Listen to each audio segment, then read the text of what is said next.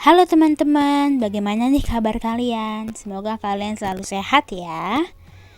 Kami dari kelompok 4 akan menjelaskan sedikit mengenai teknik kompilasi, yaitu analisa leksikal, sintaks, dan semantik.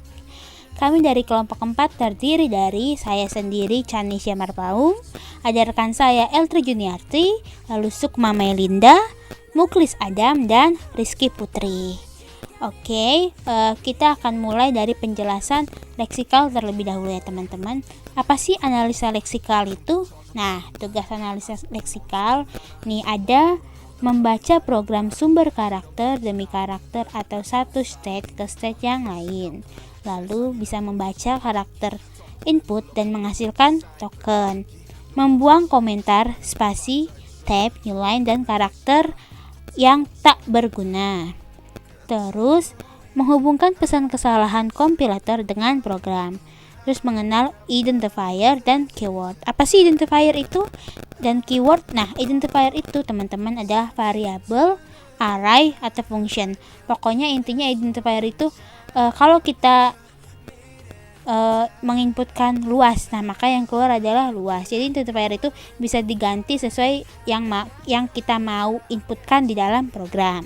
Nah, kalau keyword itu adalah fixed karakter atau ya karakter yang tidak bisa berubah-ubah. Itu biasanya rumus seperti if, begin, atau yang pokoknya sudah tercatat di dalam sebuah program yang nggak bisa diganti. Contoh cout itu namanya keyword, gitu ya teman-teman. Nah, dalam analisa leksikal itu tertera juga yang namanya token, teman-teman. Apa sih token itu? Token adalah himpunan karakter yang mempunyai arti khusus. Nah, dapat berupa kata kunci yang tadi ya teman-teman, keyword, operator, identifier konstan, rangkaian huruf atau literal string.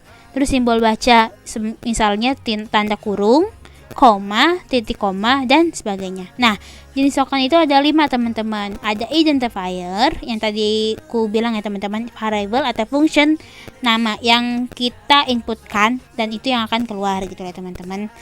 Dan bisa berubah-ubah sesuai dengan yang kita perlukan. Nah, keyword seperti while, if, function, dan lain-lain.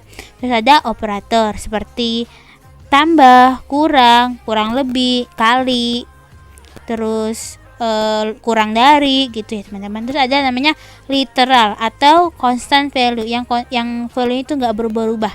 Contohnya itu isi dari cout. Misalkan kalau cout terus cout kan tanda kurang lebih 2 baru tanda kutip 2, misalkan hello nih ya contohnya kan teman-teman. Nah, berarti kan cout nanti yang keluar adalah hello. Jadi yang di dalam kutip 2 itu yang akan keluar. Itu teman-teman. Nah, lalu ada function. Function itu adalah tanda baca kayak titik 2, titik koma,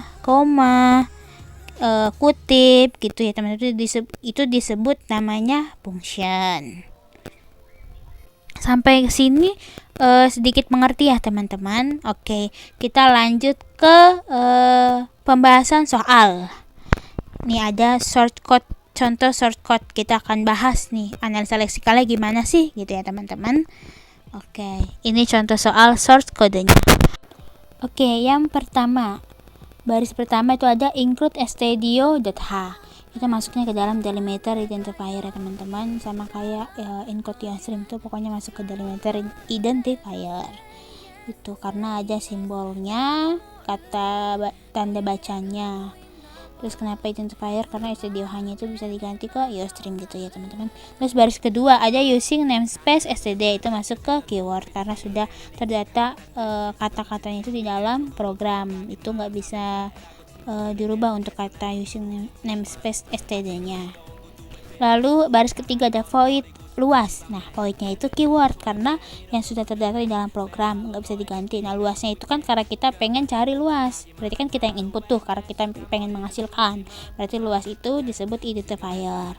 Lalu ada kurung buka dan kurung tutup, itu masuk ke punctuation ya teman-teman, tanda baca, sama titik koma juga tanda baca ya, punctuation. Baris keempat voidnya sama keyword, mainnya juga keyword karena main itu salah satu fungsi dalam program. Nah, voidnya juga, lalu tutup kurung dan tutup bukanya itu masuk ke punctuation. Lalu bawahnya baris ke-5 ada kurung kurawal buka, masuknya keyword ya. Karena itu juga termasuk di dalam program, harus ada kurung buka kayak gitu ya teman-teman. Lalu baris ke-6 ada luas seperti yang tadi di atas, dia masuknya ke dalam identifier ya. Lalu kurung buka kurung tutup sama ke function. Terus punctuation titik koma, lalu keyword ya teman-teman, kurawal buka, bawahnya kurawal tutup masuk ke keyword. Terus baris ke 4, 5, 6, 7, 8 void luas ya teman-teman. Void yang kayak tadi di atas dia masuk ke keyword, luasnya itu identifier. Lalu punctuation gitu ya teman-teman.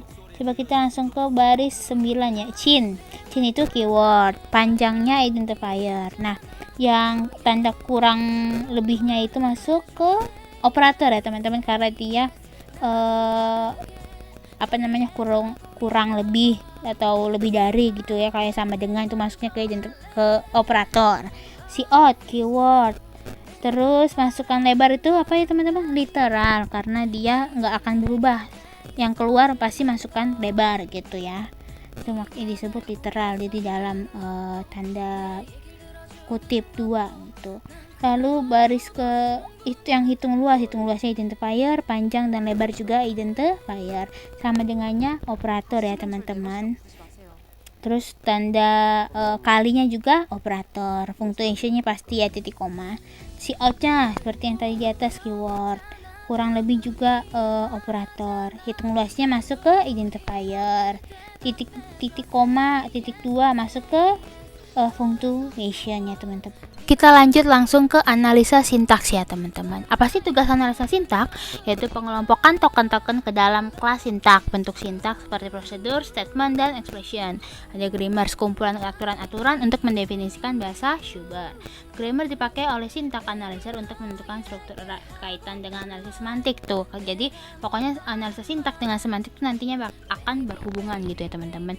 Nah, kalau di analisa sintaks kita meriksa kata demi kata. Yang diperiksa itu pola kalimatnya, apakah sudah sesuai atau belum dengan aturannya. Pokoknya diperiksa itu per baris gitu ya teman-teman. Kita langsung ke contoh. Ini contohnya sama kayak yang tadi ya teman-teman. Include studio.h. Nah, kalau menurut kata-kata per barisnya udah sesuai belum? Sintaksnya sudah sesuai gitu ya teman-teman. Nah, kecuali nggak ada .h-nya. Kalau studio doang itu pasti nggak akan sesuai sintaksnya, karena kan yang tercatat di program itu studio.h, bukan studio doang gitu ya teman-teman. Use baris kedua, use namespace std itu juga sama, dia tercatat di programnya itu using namespace std titik koma gitu ya. Jadi sintaksnya sesuai. Yang ketiga juga sintaksnya sesuai, ada titik koma di akhir, ada void luas dan kurung buka tutup. Yang ketiga void main void. Kalau dari kita kan lihat per baris ya, void main void itu nggak sesuai, karena di dalamnya void sama dengan yang di kata pertamanya itu void, itu nggak sesuai tuh, jadi voidnya dihapus gitu ya teman-teman. Terus tanda kurawal buka itu sesuai sintaksnya.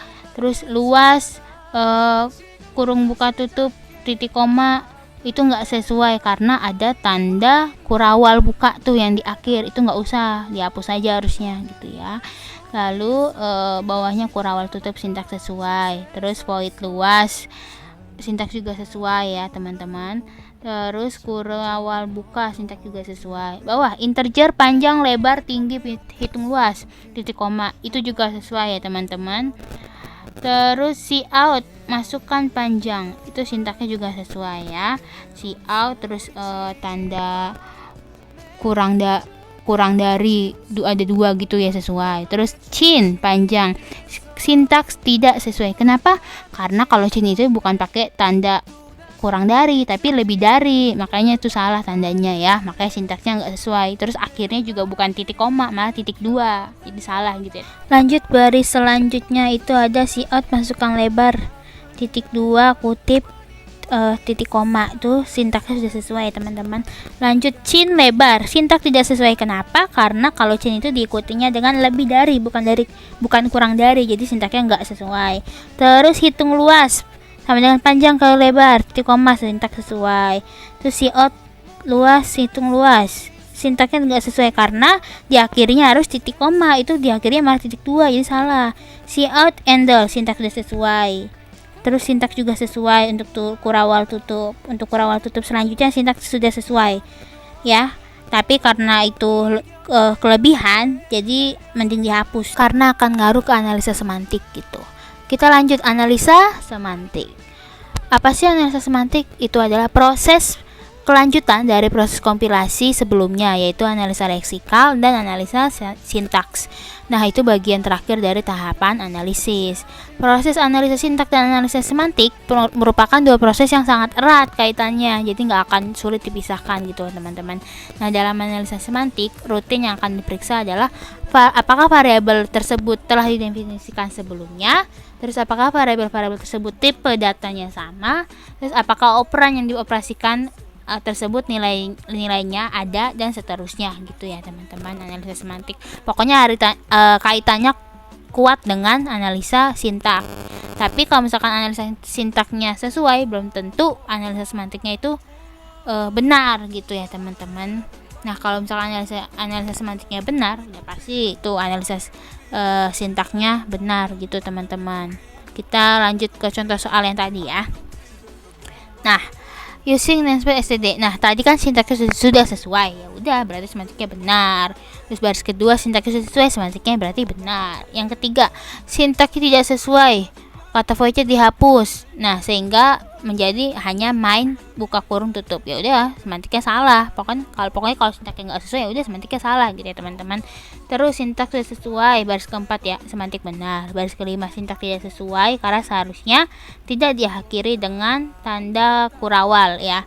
Berarti itu dihapus saja, semantiknya salah. Terus sintaks sudah sesuai, semantik benar, semantiknya benar. Baris ke-6, baris ke-7 sudah sesuai, semantik benar. Baris ke-8, 9, 10 semantiknya benar ya teman-teman, karena sintaknya sudah sesuai.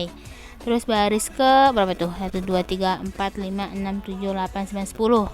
11 ya. Yang tadi semantiknya sintaknya tidak sesuai, ya udah semantiknya salah. Kenapa? Kan yang tadi cin loh ya teman-teman. Kenapa cinnya salah? Ya karena kan harusnya dia diikuti dengan lebih dari, bukan kurang dari, terus ditutupnya dengan titik 2 lagi. Ya udah pasti salah sintaknya, semantiknya juga salah gitu ya teman-teman. Lanjut, baris selanjutnya ada see out, masukkan lebar, sintaks sudah sesuai. Ya udah semantiknya benar. Baris selanjutnya sin yang tadi kurung lebih dari, ya udah semantiknya salah lah kalau sintaknya tidak sesuai gitu ya teman-teman. Terus hitung luas sama dengan panjang, kalau lebar sintaknya sudah sesuai, ya udah semantiknya benar. See out, luas, hitung luas, sintaknya nggak sesuai karena diakhirinya titik 2, kan salah, harus diakhiri dengan titik koma. Terus sintak nggak sesuai, ya udah semantiknya salah. Terus see out, endor, sintaknya sudah sesuai, semantiknya benar. Terus buka kurawal tutup, sintak sesuai, semantik benar. Kurawal tutup yang terakhir sintaknya sesuai, tapi semantiknya salah. Kenapa? Karena kelebihan, nggak ada pasangannya tuh gitu ya teman-teman. Kita coba sintesa di C++ nih. Setelah dibenarkan, hasilnya keluar seperti ini gitu ya teman-teman. Dia dibenerin salah, kurang dari, harusnya lebih dari.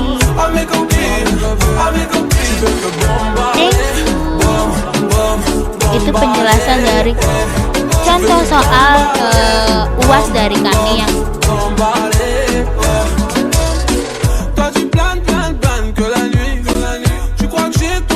à ton avis, m'appelle pas mi amor, je t'ai barré.